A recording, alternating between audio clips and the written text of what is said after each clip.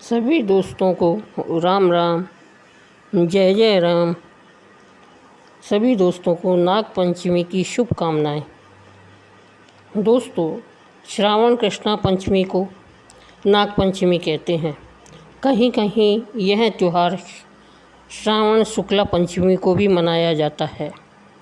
ज्योतिष के अनुसार पंचमी तिथि के स्वामी नाग है, अतः नाग पंचमी के दिन आटे में हल्दी मिलाकर नाग बनाएं या दीवार पर मांडे और नाग का पूजन करना चाहिए। नाग को दोस्तों सुगंधित पुष्प, अंकुरित मोठ, चने, मोई तथा सर्पों को दूध प्रिय होता है, इसलिए ये वस्तुएं अर्पित करनी चाहिए। अब सुनते हैं हम नाग पंचमी की कहानी। एक साहूकार था, उसके 7 बेटे और 7 बहुएं थी। तो 6 के तो पियर था और 7वीं बहू के पियर नहीं था। अब वह गर्भवती हुई। उसके पियर तो था नहीं जो घेवर आते। उसे घेवर खाने की इच्छा हो रही थी, तो उसने थोड़ा सा टुकड़ा पानी भरने गई, तब घर से ले गई। पेड़ के नीचे घेवर रख दिया। उसने सोचा पानी भरकर आराम से घेवर खाऊंगी। अब पानी भर कर घेवर लेने गई तो वहाँ घेवर नहीं था।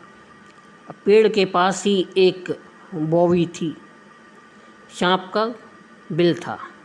उसमें एक नागिन रहती थी, वह भी गर्भवती थी।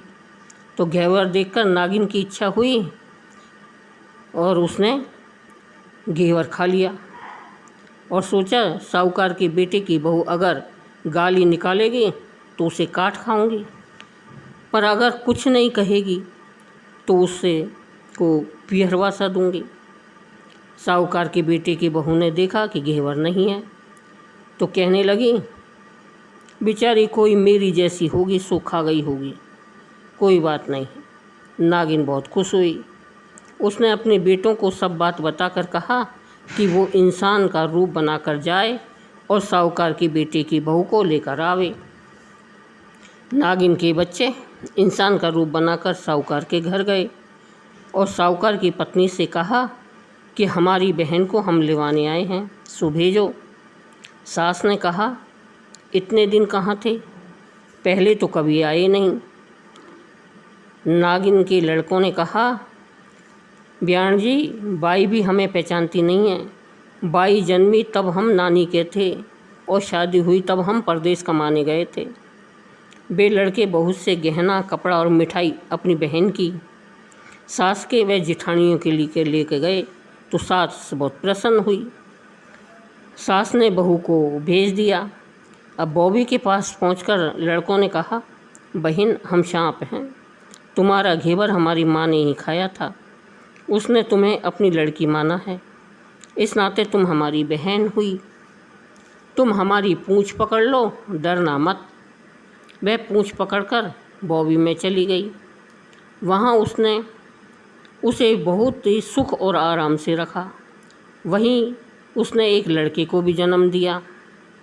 जब उसका लड़का थोड़ा सा बड़ा हुआ तब की बात है, पड़ोसन ने साहूकार के बेटे की बहू को सिखा दिया कि अगर तू मेरी माँ की इतनी ही लाडली है तो तू मेरी माँ से कहना कि आज तो सांपों को दूध मैं ही पिलाऊंगी। पड़ोसन का ताना उसे सहन नहीं हुआ।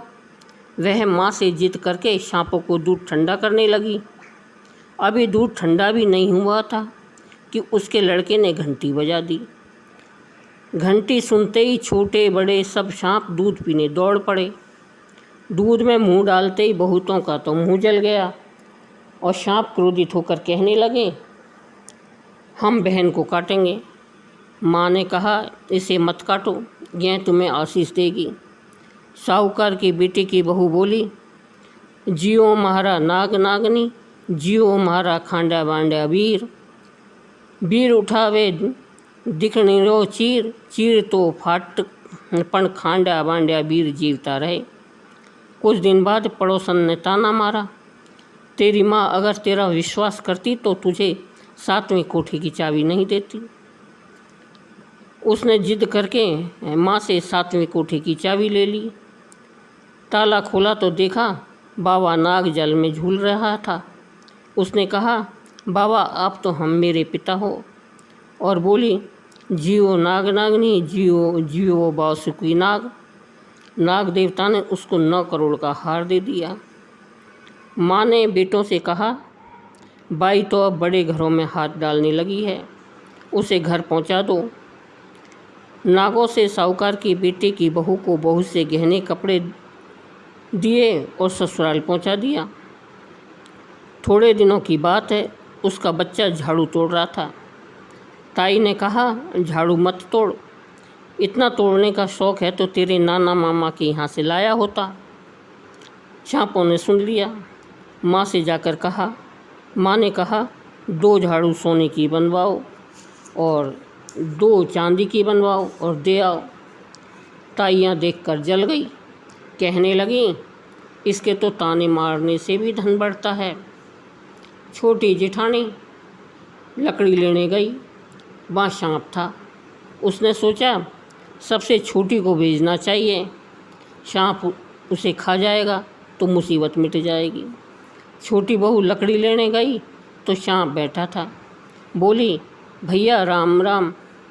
सांप ने झट से बिछुए दे दिए, पहनकर छम छम करती चली आई। अब जेठानियाँ देखकर जल गई। उन्होंने उसके पति को दुकान से आया तब सिखा दिया कि तेरी बहू की तो सांप बिच्छुओं से दोस्ती है। साहूकार का बेटा अपनी बहू से रात को कहने लगा, सच सच बता, सांप बिच्छू तेरे क्या लगते हैं जो तुझे काट खाने के बजाय गहने देते हैं। बहू ने कहा, वो तो मेरे भाई भतीजे लगते हैं। फिर उसने सारी बात अपने पति को बता दी। पति ने कहा, तो क्या तेरे भाई भतीजे तुम्हें ही बुलाते हैं, कभी अपने जमाई को नहीं बुलाते? अब औने कोने में छुपे सांपों ने बात सुन ली तो जाकर अपनी माँ से कहा। माँ ने कहा, तो दोनों को बुला लाओ। इंसान का रूप रखकर सांप दोनों को व बच्चे को बुला लाए। खूब कपड़े गहने रुपए देकर तीनों को विदा किया और जैसा पियर वासा का सुख बहू को मिला वैसा भगवान सबको देना और सबकी ही मनोकामना पूरी करना।